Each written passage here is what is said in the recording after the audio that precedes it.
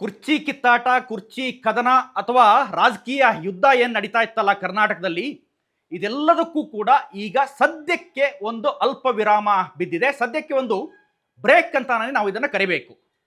ರಾಜ್ಯದಲ್ಲಿ ಬಹಳಷ್ಟು ಚರ್ಚೆ ಆಗ್ತಾ ಇತ್ತು. ಎಲ್ಲರ ಮನದಲ್ಲೂ ಕೂಡ ಅಥವಾ ಎಲ್ಲರ ಒಂದು ಮನಸ್ಸಿನಲ್ಲೂ ಕೂಡ ಒಂದಿತ್ತು, ಈ ಬಾರಿ ಡಿ ಕೆ ಶಿವಕುಮಾರ್ಗೆ ಪಟ್ಟ ಸಿಕ್ಕಿಬಿಡುತ್ತೆ, ಡಿ ಕೆ ಶಿವಕುಮಾರ್ ಅವರು ಸಿ ಎಂ ಗದ್ದುಗೆಗೆ ಏರ್ಬಿಡ್ತಾರೆ ಅನ್ನೋದೇ ಬಹಳಷ್ಟು ಜನ ಮಾತಾಡ್ತಿದ್ದ ವಿಚಾರ ಆಗಿತ್ತು. ಎಲ್ಲ ಒಂದು ಕಡೆ ಅವರ ಬಣದವರು ಎಲ್ಲರೂ ಕೂಡ ಡೆಲ್ಲಿಗೆ ಹೋಗಿ ಬಂದರು, ನಾಯಕರನ್ನ ಭೇಟಿಯಾಗುವ ಪ್ರಯತ್ನವನ್ನು ಮಾಡಿದರು. ಆದರೆ ಈಗ ಆ ಒಂದು ಪಟ್ಟಕ್ಕೆ ಮನ್ನಣೆ ಸಿಕ್ಕಂಗೆ ಕಾಣಿಸ್ತಾ ಇಲ್ಲ. ಕೇಂದ್ರ ಹೈಕಮಾಂಡ್ನಿಂದ ನಿನ್ನೆ ಒಂದು ಕಾಲ್ ಬರುತ್ತೆ. ವೇಣುಗೋಪಾಲ್ ಅವರು ಒಂದು ಕಾಲನ್ನು ಮಾಡ್ತಾರೆ ಸಿದ್ದರಾಮಯ್ಯ ಅವರಿಗೆ, ನಾಳೆ ಬೆಳಗಾಗೋದ್ರಲ್ಲಿ ನೀವಿಬ್ರು ಒಂದು ಒಗ್ಗಟ್ಟಿನ ಸಂದೇಶವನ್ನು ಕೊಡಬೇಕು, ರಾಜ್ಯದ ಜನತೆಗೆ ನೀವಿಬ್ರು ಒಟ್ಟಾಗಿದ್ದೀರಿ ಅನ್ನೋದನ್ನ ತೋರಿಸ್ಕೋಬೇಕು ಅಂತ. ಈ ಕಾಲ್ ಬಂದಿದ್ದು ಇಬ್ರು ನಾಯಕರು ನಿನ್ನೆ ವಿಧಾನಸೌಧದಲ್ಲಿದ್ದರು. ಇದ್ದಂಥ ಸಂದರ್ಭದಲ್ಲಿ ಸಿದ್ದರಾಮಯ್ಯ ಅವರು ಬಂದು ಮಾಧ್ಯಮಗಳಿಗೆ ಒಂದು ಹೇಳಿಕೆಯನ್ನು ಕೊಡ್ತಾರೆ. ನಾಳೆ ಬೆಳಿಗ್ಗೆ ನಾನು ಡಿ ಸಿ ಎಂ ಅವ್ರನ್ನ ಬ್ರೇಕ್ಫಾಸ್ಟ್ ಮೀಟ್ಗೆ ಕರೆದಿದ್ದೀನಿ ಅಂತ. ಯಾವಾಗ ಈ ಸಂದೇಶ ಹೊರಬಿತ್ತಲ್ಲ, ಇಡೀ ರಾಜ್ಯ ರಾಜಕೀಯದಲ್ಲಿ ಒಂದು ಸಂಚಲನ ಅಂತಲೇ ಹೇಳಬೇಕು. ಯಾಕೆಂದರೆ ಯಾರೂ ಕೂಡ ನಿರೀಕ್ಷೆಯನ್ನು ಮಾಡಿರಲಿಲ್ಲ. ಯಾಕೆಂದರೆ ಉತ್ತರ ಧ್ರುವ ದಕ್ಷಿಣ ಧ್ರುವ ಅನ್ನುವಂತೆ ನಾಯಕರು ತಮ್ಮ ಮುಖವನ್ನು ಆ ಕಡೆ ಈ ಕಡೆ ಹಾಕೊಂಡಿದ್ರು. ಟ್ವೀಟ್ ವಾರ್ಗಳು ಕೂಡ ನಡೆದಿದ್ವು. ಇಬ್ಬರು ನಾಯಕರ ನಡುವೆ ನಾ ಕೊಡಲ್ಲ ನಾ ಬಿಡಲ್ಲ ಅನ್ನೋ ರೀತಿಯಲ್ಲಿ ಇಬ್ಬರು ನಾಯಕರು ಒಂದು ಜಂಗಿ ಕುಸ್ತಿಗೆ ಇಳಿದ್ಬಿಟ್ಟಿದ್ರು. ಇವತ್ತು ಇದೆಲ್ಲದಕ್ಕೂ ಕೂಡ ಒಂದು ತೆರೆ ಬಿದ್ದಿದೆ.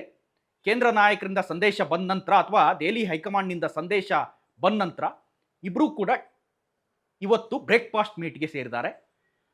ಸಿ ಎಂ ನಿವಾಸದಲ್ಲಿ ನಡೆದಂಥ ಬ್ರೇಕ್ಫಾಸ್ಟ್ ಮೀಟ್ ಇದು. ಕೇವಲ ಕೆಲವು ಬೆರಳೆಣಿಕೆ ಸಂಖ್ಯೆಯ ಜನರು ಮಾತ್ರ ಅಲ್ಲಿದ್ದರು ಅಥವಾ ನಾಯಕರು ಮಾತ್ರ ಅಲ್ಲಿದ್ದರು. ಡಿ ಕೆ ಶಿವಕುಮಾರ್ ಅವರು, ಸಿದ್ದರಾಮಯ್ಯ ಅವರು, ಹಾಗೆ ಮುಖ್ಯಮಂತ್ರಿಗಳ ಕಾನೂನು ಸಲಹೆಗಾರ ಎ ಎಸ್ ಪೊನ್ನಣ್ಣ ಅವರು ಈ ಮೀಟ್ನಲ್ಲಿದ್ದರು.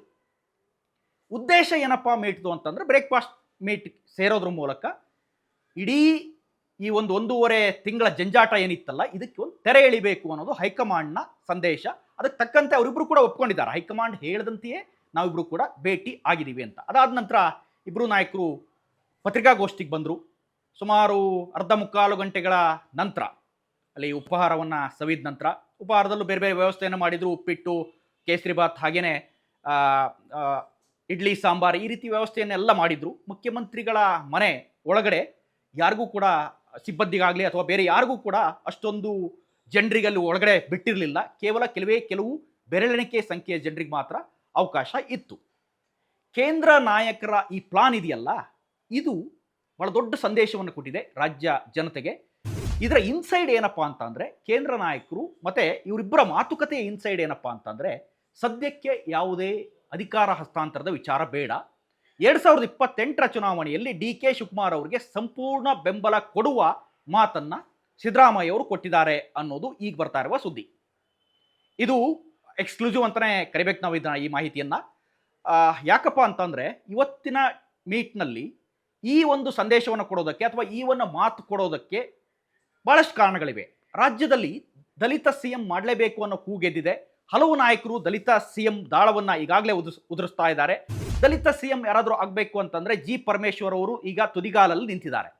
ಒಂದು ವೇಳೆ ಈ ಸಂದರ್ಭದಲ್ಲಿ ಮುಖ್ಯಮಂತ್ರಿಯನ್ನು ಬದಲಾವಣೆ ಮಾಡಿದರೆ ಏನೇನು ಗೊಂದಲ ಆಗುತ್ತೆ ಅಥವಾ ಏನೇನು ಸಮಸ್ಯೆ ಆಗುತ್ತೆ ಅಂತ ನೋಡೋದಾದರೆ, ಇತ್ತೀಚಿನ ಬಿಹಾರ ಚುನಾವಣೆಯಲ್ಲಿ ಕಾಂಗ್ರೆಸ್ ಮಕಾಡೆ ಮಲಗಿದೆ. ಮಹಾಗಠಬಂಧನ್ಗೆ ಭಾಳ ಸೀಟ್ ಬರ್ತಾವೆ ಅಂತ ಅಂದ್ಕೊಂಡಿದ್ರು. ತೇಜಸ್ವಿ ಯಾದವ್ ಭಾಳ ಸೀಟನ್ನು ತೆಗೆದುಕೊಡ್ತೀವಿ ಅಂತ ಅಂದ್ಕೊಂಡಿದ್ರು. ಆದರೆ ಅದಕ್ಕೆ ಜನ ಬುದ್ಧಿಯನ್ನು ಕಲಿಸಿದ್ದಾರೆ. ಏನಂತ ಅಂದರೆ, ಕೇವಲ 34 ಸೀಟ್ಗಳು ಮಹಾಗಠಬಂಧನ್ಗೆ ಸಿಕ್ಕಿವೆ. ಕಾಂಗ್ರೆಸ್ಗೆ ಪರ್ಟಿಕ್ಯುಲರ್ ಆಗಿ ನೋಡೋದಾದರೆ ಕಾಂಗ್ರೆಸ್ಗೆ ಕೇವಲ 6 ಸೀಟ್ಗಳು. ಇದು ನಾಯಕತ್ವ ಬದಲಾವಣೆ ವಿಚಾರದ ಮೇಲೆ ಮಹತ್ವದ ಪ್ರಭಾವವನ್ನು ಬೀರಿದೆ ಅಂತಲೇ ಹೇಳ್ಬೋದು. ಕಾರಣ ಏನಪ್ಪ ಅಂದರೆ, ದಕ್ಷಿಣ ಭಾರತದಲ್ಲಿ ಇರುವಂಥ ಏಕೈಕ ದೊಡ್ಡ ರಾಜ್ಯವನ್ನು ಉಳಿಸ್ಕೊಳ್ಬೇಕು. 140 ಸೀಟ್ಗಳು ಕರ್ನಾಟಕದಲ್ಲಿ ಬರೀದು ಕಡಿಮೆ ಏನಲ್ಲ, 136 ಇತರನ್ನ ಸೇರಿಸ್ಕೊಂಡು ಅಥವಾ ಪಕ್ಷೇತರನ್ನ ಸೇರಿಸ್ಕೊಂಡು 140 ಸೀಟ್ಗಳ ಬರೋಬ್ಬರಿ ಸಂಖ್ಯೆ ಈಗ ಕಾಂಗ್ರೆಸ್ನ ಮುಂದೆ ಇದೆ. ಇಂಥ ಸಂದರ್ಭದಲ್ಲಿ ಅಧಿಕಾರ ಹಸ್ತಾಂತರ ಮಾಡಿದರೆ ಎಲ್ಲೋ ಒಂದು ಕಡೆ ಅಹಿಂದ ವರ್ಗ ಉಲ್ಟಾ ಹೊಡಿಬೋದು. ಅಥವಾ ಈ ಸಂದರ್ಭದಲ್ಲಿ ಸಿದ್ದರಾಮಯ್ಯ ಅವರ ಮೇಲೆ ಯಾವುದೇ ಕಪ್ಪುಚುಕ್ಕೆ ಕಾಣಿಸ್ತಾ ಇಲ್ಲ. ಮೋಡ ಹಗರಣವನ್ನು ಒಂದು ಬಿಟ್ಟರೆ ಸಿದ್ದರಾಮಯ್ಯ ಅವರ ಮೇಲೆ ಅಂತಹ ಯಾವುದೇ ಬ್ಲಾಕ್ ಮಾರ್ಕ್ಗಳು ಕೂಡ ಇಲ್ಲ. ಎಲ್ಲೋ ಒಂದು ಕಡೆ ಚೇಂಜ್ ಮಾಡಿದ್ರೆ ಬಹಳ ದೊಡ್ಡ ಹೊಡೆತ ಬೀಳುತ್ತೆ ಮುಂದಿನ ಚುನಾವಣೆಗಳ ಮೇಲೆ ಅನ್ನೋದು ಕೂಡ ಕೇಂದ್ರ ಹೈಕಮಾಂಡ್ ಅರಿತಿದೆ. ಅದಕ್ಕೆ ತಕ್ಕಂತೆ ಒಂದು ಸಂದೇಶವನ್ನು ಕೊಟ್ಟಿದ್ದಾರೆ, ನೀವಿಬ್ರು ಕೂಡ ಒಟ್ಟಾಗಿರಬೇಕು ಅಂತ. ಈ ಹಿಂದೆ ಭಾರತ್ ಜೋಡೋ ಆದಂಥ ಸಂದರ್ಭದಲ್ಲೂ ಕೂಡ ಇಬ್ಬರ ಮಕ್ಕ ಅತ್ತ ಇತ್ತ ಇತ್ತು, ಅಷ್ಟೇನು ಚೆನ್ನಾಗಿರಲಿಲ್ಲ ಇಬ್ಬರು ನಾಯಕರು. ಆದರೆ ರಾಹುಲ್ ಗಾಂಧಿ ಬಂದಂಥ ಸಂದರ್ಭದಲ್ಲಿ ಇಬ್ಬರು ನಾಯಕರನ್ನು ಕೂಡ ಕೈ ಹಿಡಿದು ಒಟ್ಟಿಗೆ ಸೇರಿಸುವ ಕೆಲಸವನ್ನು ಮಾಡ್ತಾರೆ. ಅದು ಬಹಳ ದೊಡ್ಡ ಮೈಲೇಜನ್ನು ಕೊಡುತ್ತೆ ಕರ್ನಾಟಕ ಕಾಂಗ್ರೆಸ್ಗೆ ಅಥವಾ ರಾಜ್ಯ ಕಾಂಗ್ರೆಸ್ಗೆ. ಸೊ ಈ ಬಾರಿ ಕೂಡ ಮತ್ತೆ ಅದೇ ಸಂದೇಶ, ಇಬ್ಬರು ನಾಯಕರು ಕೂಡ ಒಟ್ಟಾಗಿದ್ದೀವಿ ಅಂತ. ಇವತ್ತಿನ ಮೀಟಿಂಗ್ನಲ್ಲಿ ನೀವು ಗಮನಿಸಬೇಕು, ಇಬ್ಬರು ನಾಯಕರು ಕೂಡ ಬಹಳ ಖುಷಿಯಾಗಿದ್ದಾರೆ. ಪತ್ರಿಕಾಗೋಷ್ಠಿಯಲ್ಲೂ ಕೂಡ ಅದನ್ನೇ ಹೇಳ್ತಾರೆ. ಮಾಧ್ಯಮಗಳು ಬಹಳ ಸ್ಪಷ್ಟವಾಗಿ ಕೇಳ್ತವೆ, ಸಿದ್ದರಾಮಯ್ಯ ಹಾಗೆ ಡಿ ಕೆ ಶಿವಕುಮಾರ್ ಇಬ್ಬರಿಗೂ ಕೂಡ.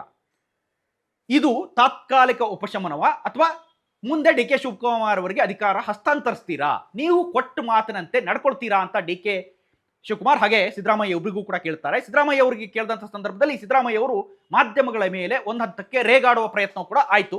ಹೈಕಮಾಂಡ್ಗೆ ಏನು ಹೇಳಿದವೋ ಆ ಪ್ರಕಾರ ನಡ್ಕೊಳ್ತೀವಿ, ನೀವು ಕೇಳಿದಕ್ಕೆಲ್ಲ ಹೇಳೋಕ್ಕಾಗಲ್ಲ ಅನ್ನೋ ರೀತಿಯಲ್ಲಿ ಸಿದ್ದರಾಮಯ್ಯ ಅವರು ಮಾತನಾಡಿದರು. ಅಂದರೆ ಇನ್ಸೈಡ್ ಮೀಟಿಂಗ್ನಲ್ಲಿ ಏನಾಯಿತು ಅನ್ನೋದನ್ನು ನಿಮಗೆ ಪಂಚ್ ಮಾಡಿ ಹೇಳೋದಾದರೆ, 28ಕ್ಕೆ ತಾನು ಸಂಪೂರ್ಣ ಬೆಂಬಲವನ್ನು ಕೊಡ್ತೀನಿ, ಅಲ್ಲಿವರೆಗೂ ನೀವು ಸ್ವಲ್ಪ ಸಹಕಾರ ಕೊಡಬೇಕು ಅನ್ನುವ ರೀತಿ ಮಾತುಕತೆ ಆಗಿದೆಯಂತೆ. ಬಹಳ ಮುಖ್ಯವಾಗಿ ತೀರ್ಮಾನ ಮಾಡಿರ್ತಕ್ಕಂಥದ್ದು, ನಾವಿಬ್ಬರೂ ಹೈಕಮಾಂಡ್ನವರು ಏನು ಹೇಳ್ತಾರೆ ಹಂಗೆ ಕೇಳೋದು. ಹೈಕಮಾಂಡ್ನವರು ಏನು ಹೇಳ್ತಾರೆ ಅದನ್ನು ಕೇಳೋದು. ಹೈಕಮಾಂಡ್ನವರು ಬಹುಶಃ ಈಗ ಅಸೆಂಬ್ಲಿ ಇರೋದ್ರಿಂದ ನಮಗೆ ಇಬ್ಬರಿಗೂ ಕೂಡ ಈ ಗೊಂದಲಗಳೇನಿದ್ದಾವೆ ಇದನ್ನು ತಿಳಿ ಮಾಡ್ತಕ್ಕಂಥ ಕೆಲಸವನ್ನು ಮಾಡಿ ಅಂತ ಹೇಳಿದ್ದಾರೆ. ನಾಳೆಯಿಂದ ಯಾವುದೇ ಗೊಂದಲ ಇರಲ್ಲ.